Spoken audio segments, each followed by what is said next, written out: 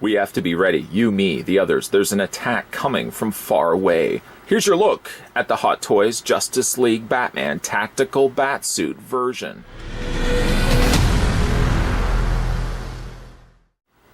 The product code for this tactical batsuit is MMS432. In this review, we're also going to be having a look at the Sideshow exclusive that will come with accessories that can't be found in the standard release.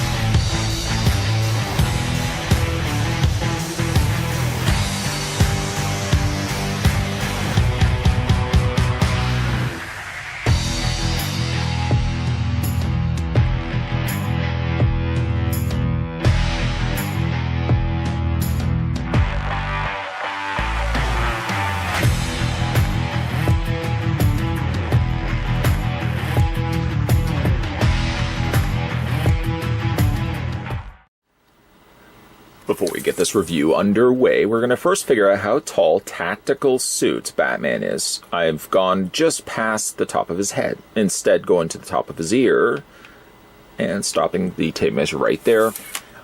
According to the Ultra Measure-Tron 5000, the tactical suit Batman, not that this would be a gauge by my fingers, but by this tells us that it's 12.8 inches in height. In centimeters, though, the figure stands at a very impressive 32.6 centimeters tall. For Batman's display stand, you'll probably recognize this stand from a previous review that I'd done. It so happened to also be the Justice League Wonder Woman, which shares the exact same display stand as that of Batman. It's that rampway in which the League are exiting out.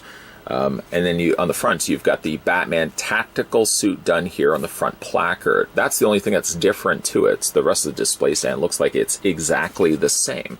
It does look good, but the same problem that I had with the Wonder Woman still holds true, unfortunately, to Batman. As great as the stand may be, limitations to certainly where you display your figures will dictate whether you display it with this display stand or not. As great as the stand looks, and it's got some great texturing to it and details, it is, again, boils down to really the limitations of where you have to display your figures. I have my figures primarily in detolfs, for example. That's where I keep my figures. So if I want to have, say, multiples of these, you can imagine quickly how one would really shadow whatever it is behind it, unless all the figures that you have in your display cabinet would be of all the same height. Then that maybe wouldn't be so much of an issue. But it certainly still does take up a lot of space, and I feel I have to stress that. These type of display stands, and even the ones that we've looked at also from Hot Toys that come with the cardboard backdrops, in which this one does not actually come with, but even like those cardboard backdrops for many of the Suicide Squad releases look good if you have the space to afford it. If you don't, however, I think these ones are really better suited for shelving rather than a cabinet. If you have these guys, again, in a cabinet, you probably don't have a whole lot of space to start working with, and where you can start including things like, as good as the stand is, something like this display stand. Why don't we discuss as well the Sideshow exclusive part of this component? Much like the Wonder Woman, which I also picked up as a Sideshow exclusive, the Sideshow exclusive version of Batman, wow, I just said Sideshow exclusive a whole lot of times, comes with a human mother box. The Wonder Woman that we had to look at, by all means, feel free to check out that review after you get a gander at this review, that one also came with the Amazonian mother box. So I'm sure Aquaman will come with his corresponding mother box, and then we'll have the 3 complete. Up to this point, I'm sure everybody has already been more than aware that I don't think the chances of us getting a Cyborg in the Hot Toys lineup, I don't think that's going to happen, so that makes me a little sad. As much as I have really been collecting all of these, despite, unfortunately, the flaws and the failures of Justice League, I have been collecting these figures, and every single one that has been released or previewed on Sideshow's website I've immediately put down as an installment payment plan. And Batman certainly was just paid for. He finally did arrive, and it's a shame. I know we're not talking about the mother box, but it is a shame that we're not going to get ourselves Cyborg. At the very least, I would hope Hot Toys would finally decide, complete the League if anything else. Anyways, I know we're not really talking about Cyborg, but I hope we do get a Cyborg just to finish off everything, all the collection. You would hate to have, the same thing happened. I'm going off on a rant. I don't want to go off on a rant. Okay, I'll just quickly say, the one problem with no matter how successful a movie is, if you are planning to start a line, either don't start the line or start it and finish it completely. The other example that I can think of very quickly coming to my mind is the fact that we got ourselves the Lone Ranger Tonto, and because the movie didn't do well, they pulled the plug on Lone Ranger himself. At the very least, finish the course, you know what I mean? Give us all the figures in this line, or don't give us any figures of the line. It sort of feels incomplete. Okay, let's rant aside. Having a look at the mother box, though, the human mother box, it is heavy. In fact, even in the instructions, it says, be careful. And funny enough, I think they even showed, don't drop it on your foot, and somebody making an ouchie look on their face. It is heavy, though. It feels solid. I don't know what the material is. I would imagine it's still plastic. It certainly doesn't feel metal, but it is heavy. It's finished all the way around. All the sides seem to mirror one another, although the texturing you'll see on the sides, on the outer areas here, do change slightly. They're not the same all the way around. But again, I've got myself Wonder Woman with the Sideshow exclusive that came with her corresponding box.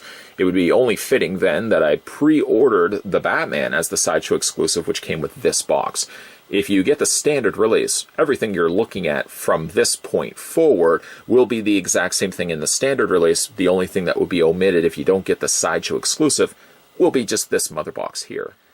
Normally, this would have been the time in which we'd look at the figure first and foremost, but I think for the circumstances, I'm going to work backwards. I'm actually going to do the opposite. Instead of looking at the figure, I'm going to look at the accessories first, then we'll dabble deeper into the Batman figure, because there's a lot of little things you have to tweak to him.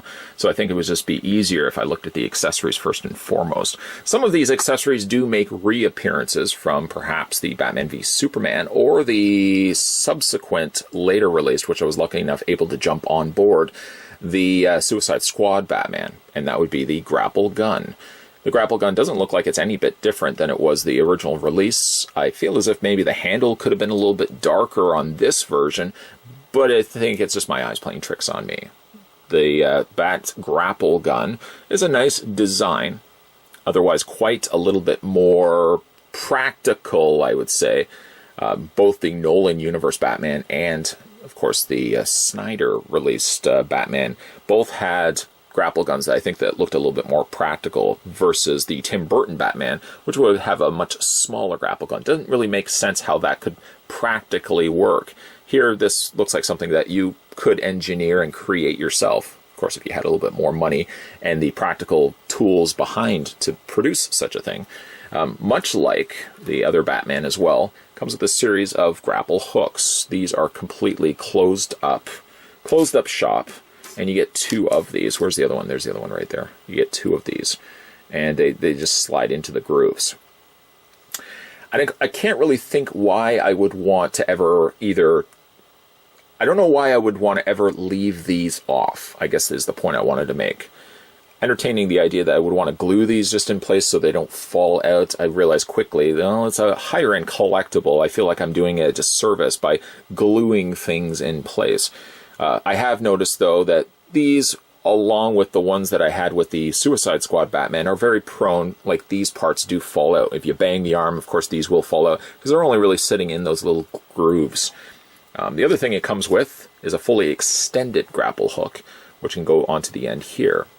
Now, you can go with both versions if you want to. Well, either version. You can take this one off and try not to bang this one here. You can put this one on the end as well. Now, this one does sit looser. It really isn't intended to be put into the barrel, but I mean, if you wanted to, and wanted to make it look like it hasn't extended and opened up yet, you can do that as well. They're really intended, though, for this little side grooves, those little notches on the sides.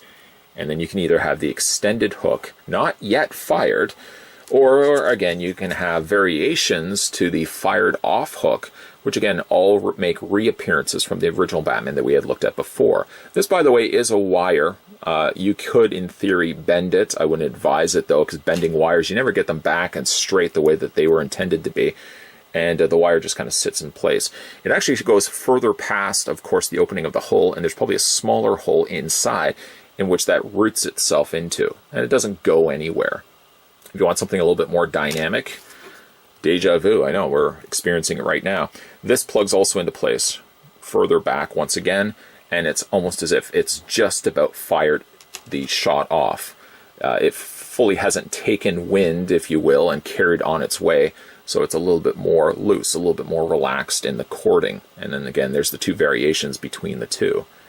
If this isn't your thing, and your Batman already, of course, has yours grapple gun displayed with it, there is obviously a secondary option, which is, I just happen to have it on the side of the camera here, is a secondary grapple line. And this one's a little bit more advanced, kind of almost looking as if it's a camera than it is anything else.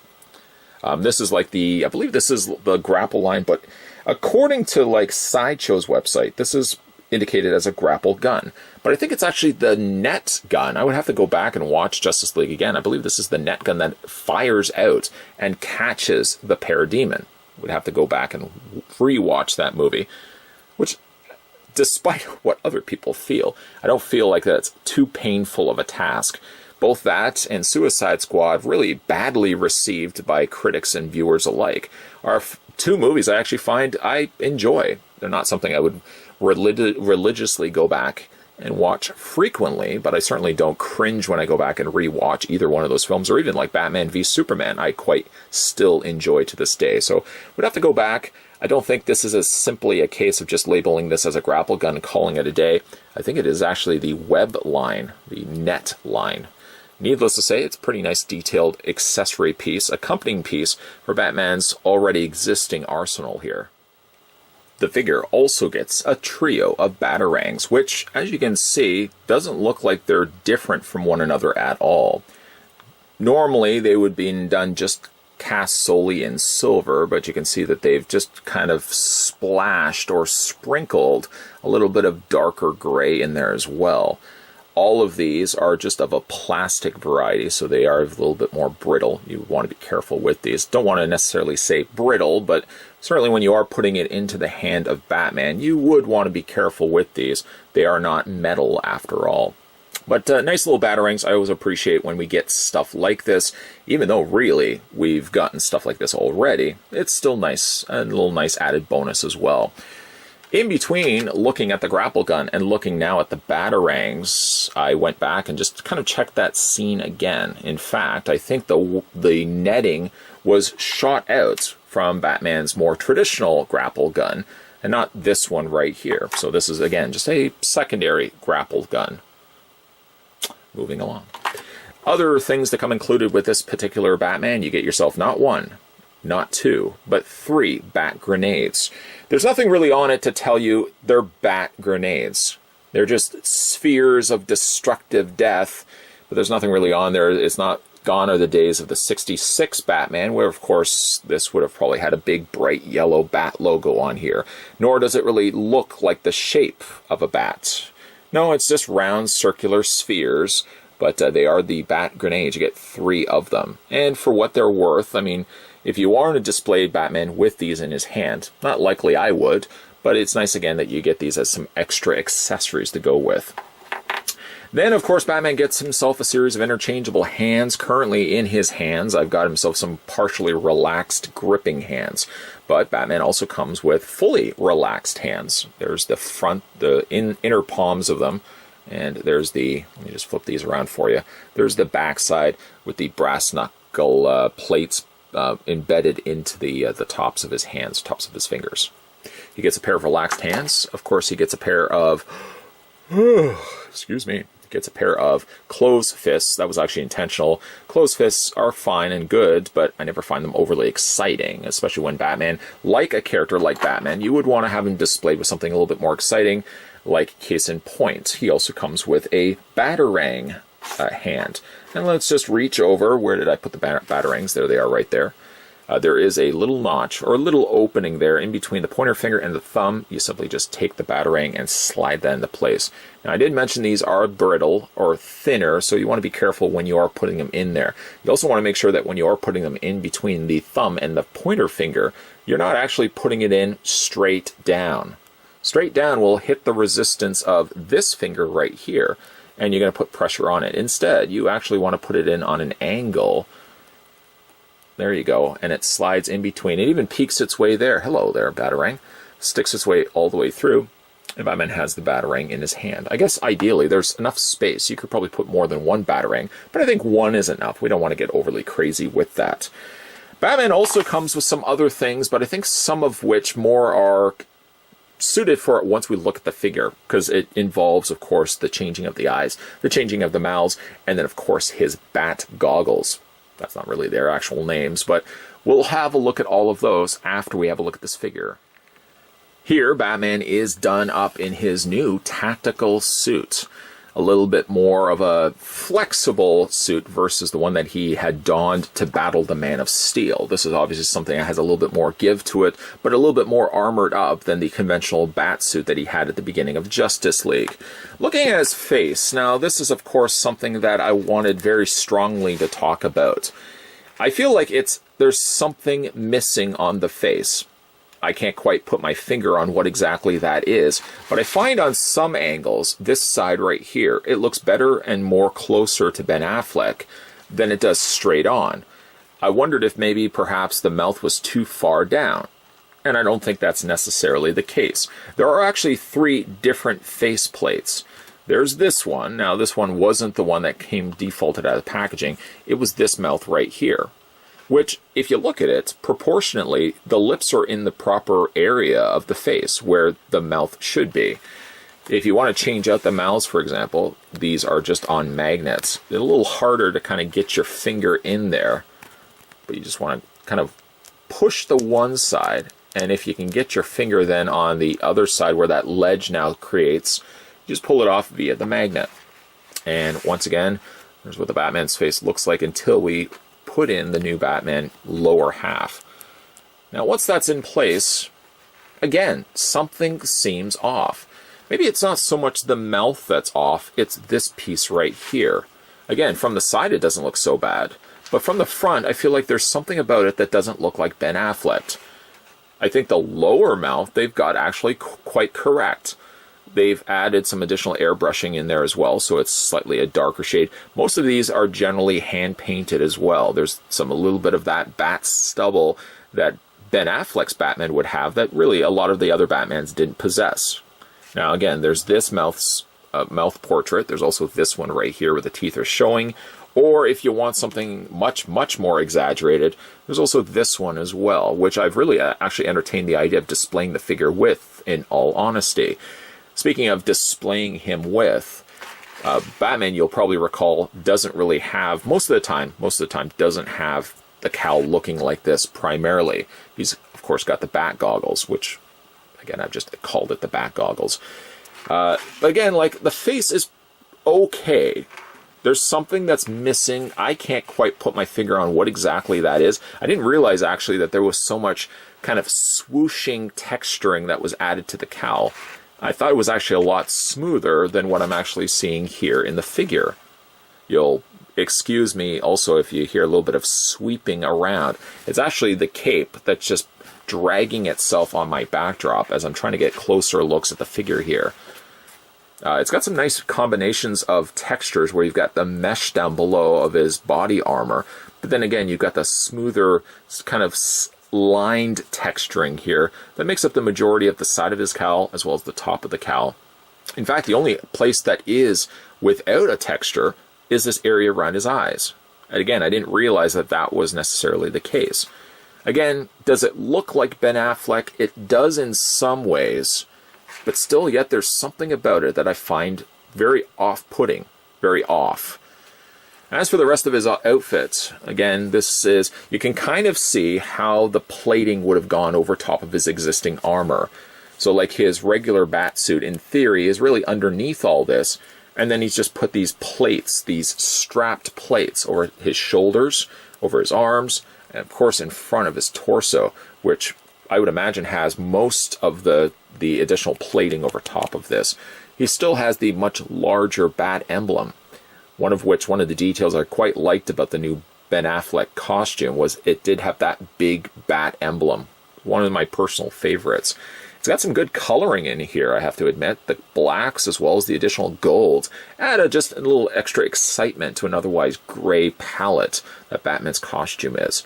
One thing I do want to stress, though, is these little gauntlets on the side. The instructions indicate that they're sharp. I wouldn't necessarily say that they're sharp, but they're prickly, especially the end pieces here. Batman and me have had a long, torrid history in which any of the hot toy figures that I've had for Batman, at least of the Michael Keaton variety, one way or another, I always end up breaking one of these. It's just by moving it, I put my finger against, and of course, the Michael Keaton Batman had a much different shape. Very prone to breaking. These ones are a little flatter, not as much damage can be done, but they are a little on the pricklier side, and they are certainly, I can't stress this enough, very thin. Don't want to put a lot of pressure against those. Down below, we move further down. We've got, again, the bat gloves. I'm really adding just bat in front of a lot of these things. The gloves are a different coloring to that of the medium and darker gray. These things, by the way, do move around. You may find yourself, as you're posing your Batman, you may find yourself wanting just to bring these back up, as they will kind of wiggle their way down. Gauntlets sort of sit loose as well, but thank goodness the gloves are sort of in the way of that these aren't going to slide right off and onto the floor. Again, you got some additional armor that's now been added to the thigh area. The knees now have kneecaps to them, and he's also got shin guards. Combining, you can see the lighter coloring of very scratched and dented metal plates, and then you've got plates underneath that as well. I would imagine, again, this outfit is much more agile for Batman to be moving around versus the armored Batman that fought Superman in Batman v Superman. The Bat utility belt. Okay, I'll stop adding Bat in the front of everything. The utility belt seems tried and true, the same one that we had gotten before, done in gold and some dark grays around the outer areas of the pockets. One thing I do want to bring your attention to, by the way, there's Batman's boots, and there's the under treads of the boots. One thing I do want to bring your attention to, I don't want to alarm and give you guys nightmares, but I'm going to go ahead and flip the figure around. Here's the cape in which he's got. It's a nice textured cape, actually. It's got like just different designs to it, that it's not just a very basic ho-hum cape. But something I want to bring your attention to is I just moved the cape out of the way. What is going on with Batman's behind? I don't understand why it has to be as big and certainly as profound and pronounced as it is. It really sticks out. I mean, there is his leg. There's his thigh right there, and there's his back. Could we not have done something a little bit more? I understand, of course, they have to make sure the articulation will still work on this figure, and I understand for the fact that the cape is going to be covering off on this. But still, Hot Toys, that's a little bit ridiculous. I can't imagine Ben Affleck's behind, not that I would give much thought to it, would be this bulky. This is what we're getting here with Batman's behind. Luckily, again, the cape is going to cover over it. Here's the zipper. I wouldn't know why you would want to be taking off the outfit, but there's the zipper for the costume. And again, the cape just drapes over it. Now everybody is going to be only thinking about Batman's behind. Okay, well, why don't we talk about something other than Batman's behind? Sounds good? Okay, everybody can agree on that? Okay, sounds good. So what I'm going to do is I'm going to bring the cape forward. I'm going against the natural fold of it, because really the cape isn't supposed to drape forward like this when you're posing it. I mean, this would be the mark of anybody that doesn't know how to pose a Batman figure. Of course, the cape has to be folded back. The reason why I did do that is I did want to pop the head off. I did find that the head was a lot easier to remove on the tactical suit Batman than I found with the Suicide Squad Batman.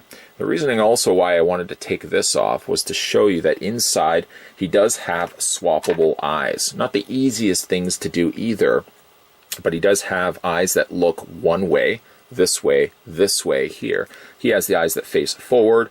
And then, of course, for anyone that feels left out facing the opposite way, he also has those eyes going on there as well. Now, these are very tricky to get into. They give you a tool. This is what the tool looks like here. And you're supposed to just kind of pop it out. But unfortunately, you sort of have to kind of put it in on an angle for it to go in and to come out. And even I find it's just easier just to shake out the eyes to get the Batman eyes to pop out. I did notice there was a little bit of paint that was on the end of Batman's nose that was left off. It's not something, again, you're going to see too much of. Now, again, when you put it back in, you would take the prongs and in theory, you would just put this around Batman. But as you can see, it doesn't give you a whole lot of clearance. In fact, when you are already starting to push it in, it wants to pop back out. So again, you want to just turn it in on its side.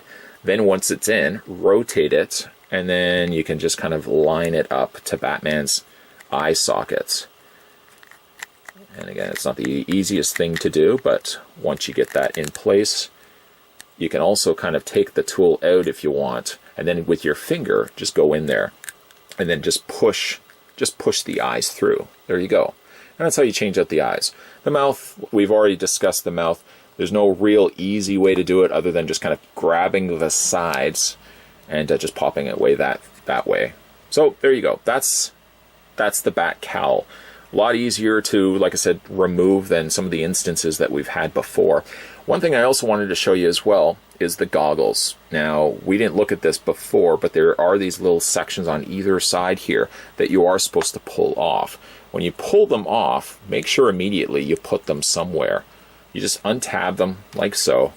Take the other side, untab it like so.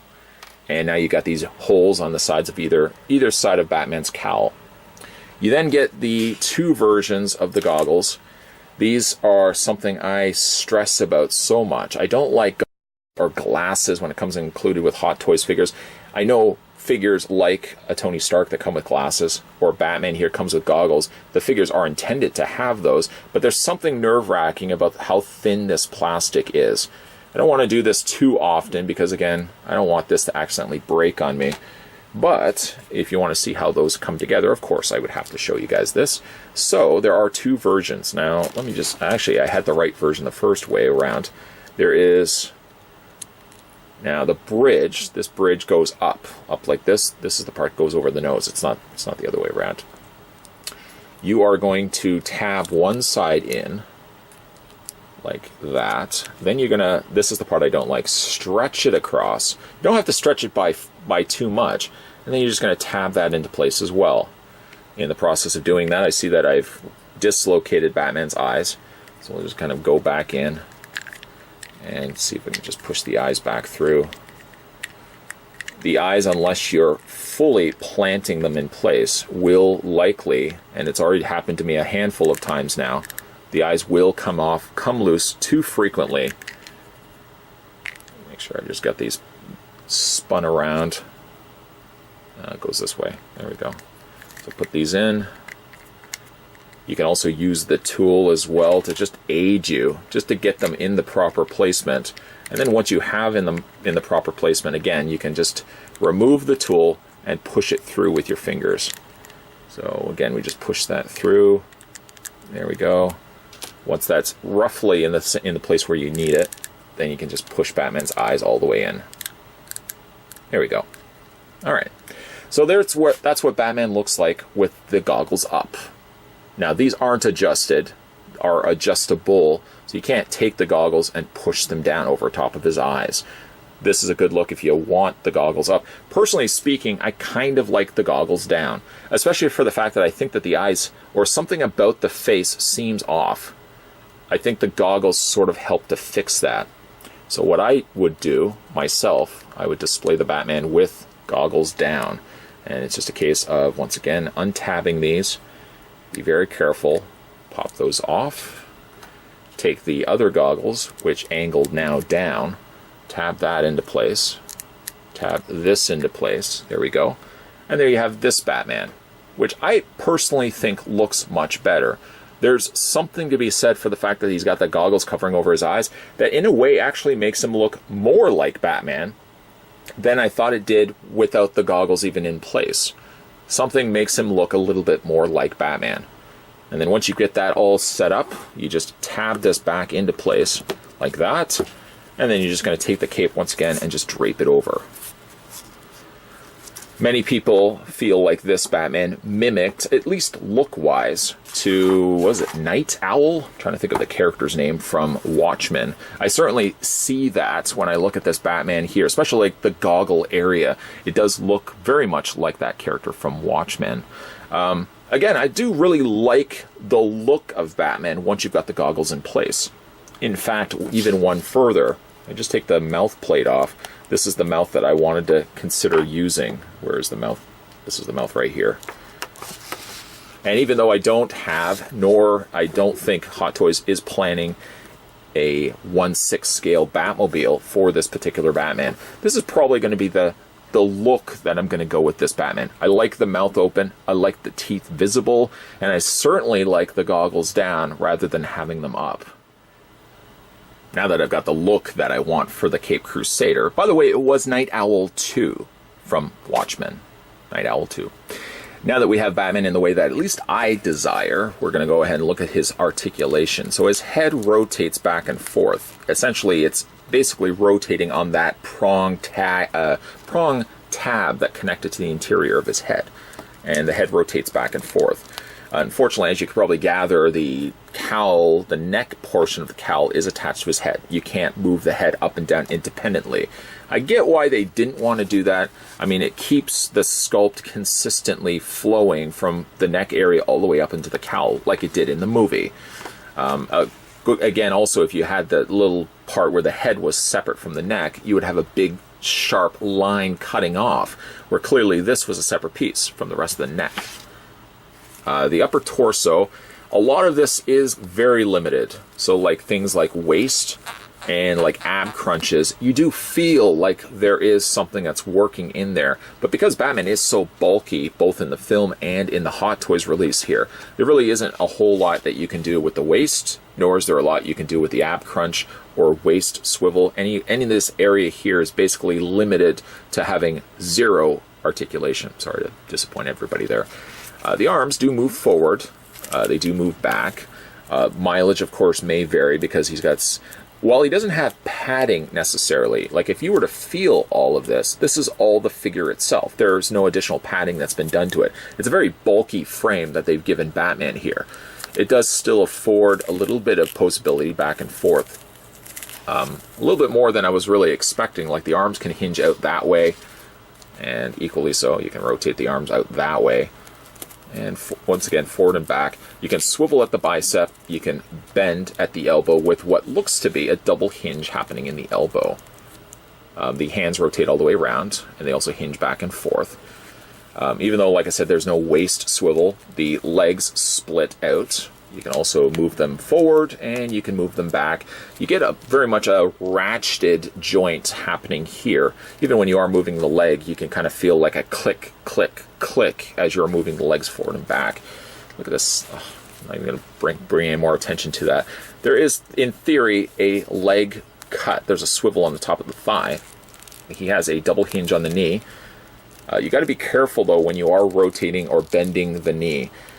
Because the knee, well, because the knee pad is the way it is, it's separate really from this piece and this piece here. If you bend the knee too much, you run the problem that the straps on either side that wrap all the way around on the knee guard get caught then underneath the plates of the thigh. So we want to just be careful of that. The feet hinge back and forth, ankle pivot, ankle rocking back and forth, and there's no toe articulation or anything like that. So Batman has sufficient amounts of posability. He's on par with most of the Hot Toys Batman figures that we've looked at before. I would think he's a step up posability-wise to what we would get with, say, like the original 89 Michael Keaton, which was really heavily encased in like a rubber suit. It limited what you could really do with it. Hot Toys has made many advancements in their 6-scale figure creations that Batman like this, who are equally as bulky because of the materials that they have decided to go and move forward with using, you get a much more posable Batman as a result of it. I still like this Batman. I like it more, though, with the goggles down. I think it fits and looks more like the Ben Affleck Batman from Justice League. Even though Justice League, unfortunately, is still sort of that stumbling block in the DC film universe, I think this is still a worthy pickup. Even if you didn't like Justice League, I like the overall design of this tactical suit Batman, and I think it's worth picking up, in my own honest opinion. You know, this might actually be the first instance in which we've looked at a Batman figure, a 6-scale Batman figure from Hot Toys, in which I've actually felt like the costume on the figure looked better than it did in the film. The reason why I say that is the tactical suit Batman costume, as well as just really the regular costume that Batman wore in the movie, I just thought it didn't look like Ben Affleck could really move around in it. It looked chunky. And I'm not just saying that necessarily. Poor Ben Affleck, of course, put on a few pounds. That's an understatement, between the initial shooting of Justice League and then, unfortunately, the ill-fated comeback reshoots that they had to do for the Joss Whedon part of the film, or really what we eventually got in the theatrical release. There was something about both those costumes, the original costume and the tactical suit costume that Batman wore in those films, that I just felt like Batman couldn't move around. How could he possibly even move his arms and his legs when the costume looked as bulky as it did? Take that, and then look at the 6-scale release of Batman that we've looked at over this review. I feel like this is much sleeker, fitted better to his body, and I feel like this Batman could actually do something in this costume. Now, speaking of this costume, normally I'm also not a big fan of Batman films in which Batman has to introduce a new costume at the end of the movie. We've done that a lot, and we've seen that a lot with the Schumacher releases, where at the end of the film, Batman has a new costume for no reason whatsoever. Here, at least, I can justify why Batman would have had the tactical suit. Understanding how much of a threat, really, the Parademons and Steppenwolf would be, I can understand why Batman would want to armor up. The armored suit that, of course, he fought the Man of Steel in would be way too bulky, so of course Batman had to improvise and come up with something that was still sleek, something that was still able and agility-wise, and something, of course, that Batman could still move around in. And here we got the tactical suit, which I really like. It does look a lot like the Night Owl 2 from Watchmen, and I get that. Many people have said that, but it is still a neat-looking costume. Hot Toys has done a really great job on this figure, even though I do think the head sculpt misses a mark slightly. The goggles sort of fix the problem that I think if you have the figure without the goggles, you notice it a lot more. With the goggles down, I think it's a better looking figure. When you have the goggles up, I do think there's a problem with the head sculpt. Either though, I'm still happy that I was able to pick this one up. This was one of those instances in which I used the payment plan on Sideshow Collectibles website. So I paid this guy every single month until he eventually was paid off, and he finally was shipped right to my door. I will say though, for Sideshow Collectibles, one thing that they do really need to work on, they're super fast on shipping. Like the moment I paid the last payment plan month for Tactical Suit Batman, he was shipped right away, and I got him right after being notified from Sideshow that he was shipped. I might have got him like 2 or 3 days later, and that's pretty good. The downside, though, as I've mentioned in previous reviews, when they do ship it, they ship it by DHL, here at least in Canada. I think I ended up paying about $45 extra just to have this guy shipped to me. And that wasn't express shipment either. That was the shipment that Sideshow Collectibles opted to use. So even though the payment plan option is great, and I'm glad that you can do that with Sideshow Collectibles, they do really need to work on their shipping charges. The shipping charges are way too high. I don't mind waiting a few extra days for Batman if it doesn't mean I have to pay $45 to have something shipped to me when I've already paid and thought I paid all the shipping costs initially with this guy. Either way, though, shipping costs aside and rants aside, a great looking figure, providing, again, you keep the goggles down. Good news, though, if you guys are interested in picking this one up for yourself, Tactical Suit Batman is now available everywhere, really.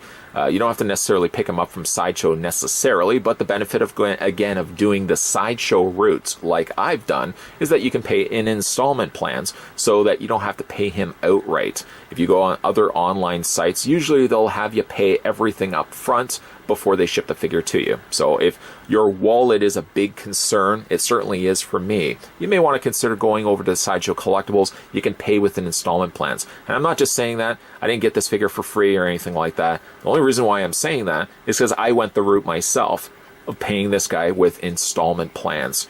It didn't mean that I have to pay everything up front, and it means eventually when I'm paying off the figure, I'm currently paying off the Superman, as well as the Flash and Aquaman. So eventually when those guys get all fully paid off, reviews of those ones will come your way as well.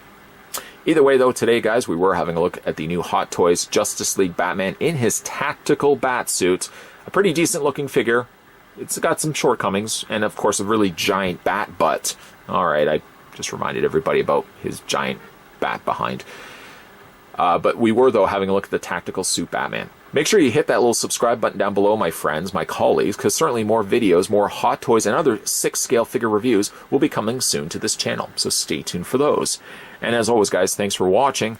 I'll see you guys next time.